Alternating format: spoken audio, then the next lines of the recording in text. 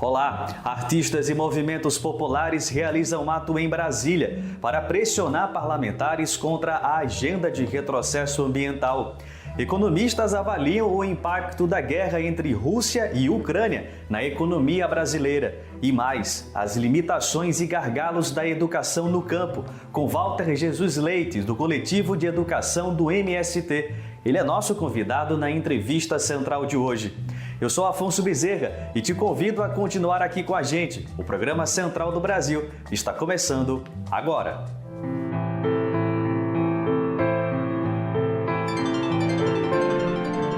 Central do Brasil.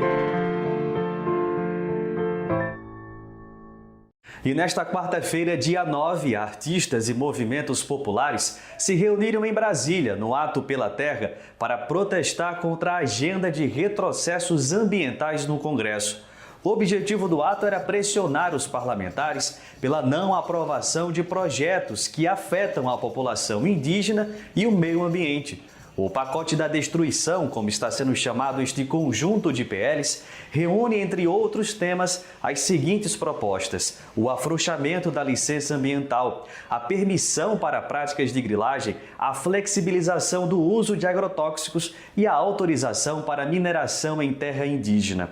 O ato contou com a participação de artistas liderados pelo cantor e compositor Caetano Veloso e por movimentos populares como o MST e o MTST.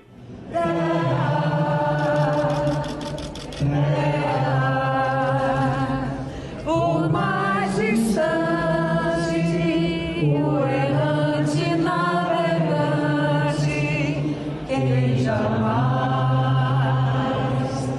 te esqueceria.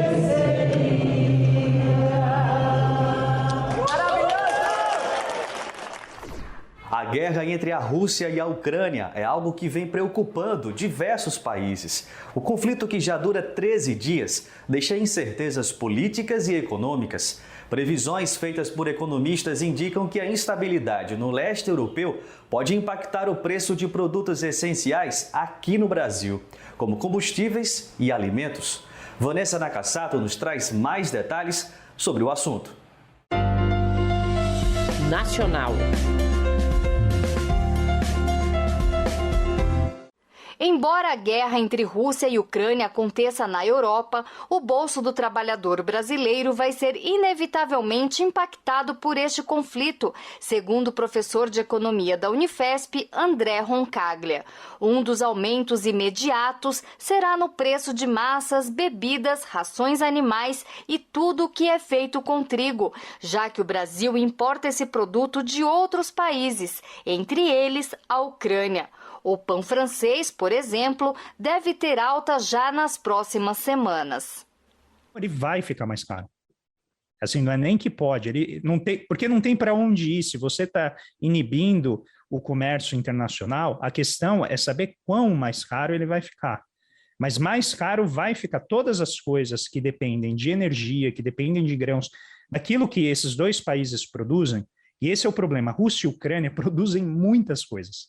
O preço da carne deve subir por causa da alta do milho, consumida pelos animais. Além disso, todos os produtos que são feitos à base de petróleo vão ficar mais caros, como explica o economista e consultor sindical Venâncio Oliveira. Os fertilizantes estão entre eles, já que a Rússia é o maior fornecedor desse produto para o Brasil. A tudo isso se junta o preço dos combustíveis. O dólar, que tende a se fortalecer, também deve pressionar os preços. De acordo com Venâncio, isso cria uma espiral inflacionária. Vai subir o feijão por quê? Pelo fertilizante, pelo agrotóxico, também que usa petróleo. Vai subir o feijão porque o caminhoneiro, vamos dizer, o cara que transporta, pega feijão do sul, vamos dizer, e leva para o Rio, vai subir a gasolina dele e vai subir o preço. Não são apenas os produtos e bens de consumo que sofrerão reajuste de preço. André Roncaglia ressalta que o desemprego também pode subir. Na medida em que ele não consegue um nível de atividade razoável, porque a economia está indo mal, e taxa de juros lá em cima, encarecendo o crédito para ele, a solução é cortar custo. Então, para ele manter um mínimo de produção com o insumo que está ficando mais caro, ele vai ter que poupar na mão de obra. A guerra entre Rússia e Ucrânia completa 2 semanas nesta quarta-feira, dia 9, e já deixou mais de 13 mil mortos. Cerca de 2.200.000 refugiados já deixaram a Ucrânia, segundo a Organização das Nações Unidas. A falta de investimento em educação no Brasil vem sendo evidenciada durante o governo de Jair Bolsonaro. Cortes de verba para universidades e falta de apoio ao desenvolvimento da educação básica são 2 exemplos claros desse desmonte. Nesse sentido, o descaso com a educação no campo também não é de hoje. As escolas nessas áreas são menos assistidas pelas políticas públicas governamentais. Walter de Jesus Leite, membro do coletivo de educação do MST, nos mostra agora na entrevista central como as escolas do campo sofrem com uma infraestrutura precária, a falta de sinal de internet e até problemas com transporte. Entrevista Central. Olá, a Entrevista Central recebe hoje Walter de Jesus Leite, do coletivo de educação do MST. O nosso assunto é a educação no campo. Bem-vindo, Walter. Agradeço pelo convite aí, pela a entrevista central. É uma satisfação poder participar desse momento. Quais são os principais desafios e obstáculos enfrentados pelos estudantes que estão no campo? Esse desafio ainda da infraestrutura que envolve tanto estradas, o prédio escolar, mas também o transporte escolar, né? É um desafio significativo que impacta nas condições de acesso à educação no contexto do campo, das águas e das florestas, né? Então, ainda a política pública, a política educacional está muito aquém daquilo que deveria ser oferecido, fornecido de condições de acesso à escola, né? Você mencionou o tema dos laboratórios e claro que vem em mente a questão da tecnologia, né, e do acesso à internet. Como é que você percebe esse tema da inclusão digital dentro da educação do campo? Nós tivemos aí uma grande negação de acesso à escola no período das aulas remotas, das aulas não presenciais, justamente em razão da ausência de acesso à tecnologia no campo, né? A internet que chega no campo, quando chega, é de péssima qualidade, e sem dizer que boa parte das escolas, nem mesmo as escolas, possuem uma internet de qualidade, né? E isso, então, acirrou, agudizou o problema do abismo e da desigualdade educacional, né? Então, há a necessidade da política educacional dos governos, tanto municipal, estadual, quanto federal, os entes federados, pensar em políticas públicas de inclusão digital para os sujeitos do campo, pois essa não é uma realidade colocada. Walter, e como é que você tem avaliado, né, como é que tem sido essa travessia da pandemia para quem mora e estuda no campo? Essa travessia não tem sido fácil também do ponto de vista do ensino, porque o impacto deixado pelas aulas remotas, né, pela ausência do acesso à tecnologia e as atividades impressas, porque no campo boa parte das aulas remotas ocorreram via materiais impressos, né, não ocorreram de forma dialogada com os professores por meio das plataformas digitais em razão do problema da internet. Então isso deixou um impacto muito grande no ensino, né? Há uma fragilidade, né, do acesso ao conhecimento que foi deixado. Então, dentro dessa travessia, as escolas têm buscado constituir planos, metodologias de ensino que busque reparar e recolocar o ensino de conteúdos que não foram propiciados durante o período do ensino remoto, né? Walter, uma das áreas centrais para a educação é o PNAE, né? O Programa Nacional de Alimentação Escolar. Qual a situação desse programa atualmente e qual a relevância dele para a educação no campo? O PNAE, ele vem sendo e sofrendo uma série de ataques, né? que inclusive coloca ele no risco de ser terceirizado, né? Uma ameaça da terceirização da merenda escolar. Isso está em andamento em diferentes estados brasileiros. Essa ameaça coloca em risco essa política pública que é o PENAI, porque na medida em que efetiva essa terceirização, certamente a transferência do recurso para a iniciativa privada será colocada em detrimento da qualidade do acesso à alimentação escolar.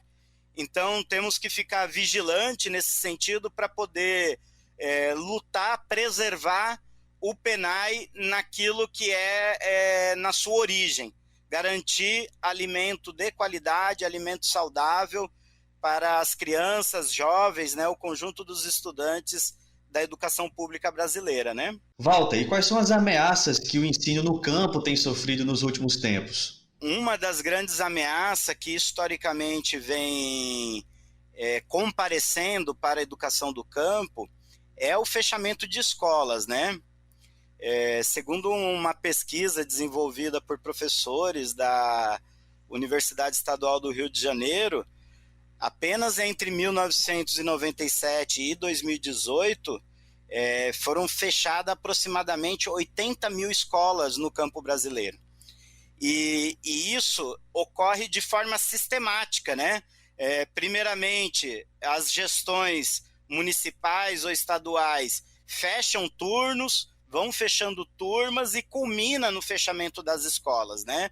Isso se dá em razão tanto da política de transporte escolar, pois ela envolve muitos recursos, então, às vezes, para poder favorecer empresários locais que trabalham com transporte escolar, opina-se pela migração dos estudantes do campo para os centros urbanos ou distritos próximos, né? E isso vai caracterizando uma negação do acesso à escola do campo na comunidade em que se vive.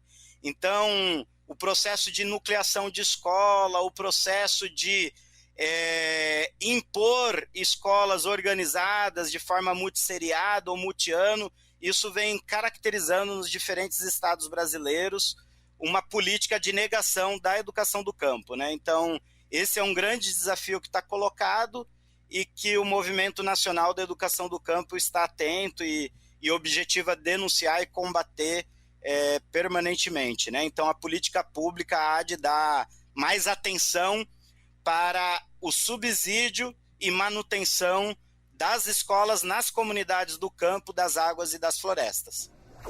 Agora uma paradinha na cultura. Idealizada pelo coletivo Tulsê, a primeira edição da Mostra Indígena Cine Comunate acontece entre os dias 10 e 13 de março na terra indígena Funiô, no agreste pernambucano. O evento homenageia a Serra Comunate, lugar sagrado para o povo Funiô e que representa um valor histórico, cultural e econômico para o local. Além disso, dará visibilidade para produções audiovisuais, com registros de manifestações e as lutas dos povos indígenas. Haverá exibição de filme, rodas de debates e muito mais. Olha só esse convite. Parada Cultural. Olá a todos, a todas e a todos, eu sou Nairma Cauane. E eu sou o Fernando. Somos do coletivo Tulsê Audiovisual e estamos falando hoje diretamente da nossa aldeia. Somos do povo Funiô e somos também realizadores audiovisual. E esse ano estamos aqui para fazer a nossa primeira mostra de cinema indígena, o Cine Comunati. Estamos convidando você e toda a sua família para embarcar com a gente nessa viagem que vai acontecer entre os dias 10, 11, 12 e 13 de março. Nessa primeira edição, contamos com uma programação muito bacana, com debates, apresentações e, é claro, exibições a céu aberto, todas as noites no centro da nossa aldeia. Nosso evento é uma realização do Tulsê Audiovisual Incentivo Cultural da LAB Pernambuco 2021, através da Fundarp, Secretaria de Cultura do Estado de Pernambuco. Então, sintam-se a todos acolhidos e venham junto com a gente embarcar nessa imersão. O programa Central do Brasil vai ficando por aqui. Eu agradeço a sua audiência e espero você amanhã. Até lá, tchau!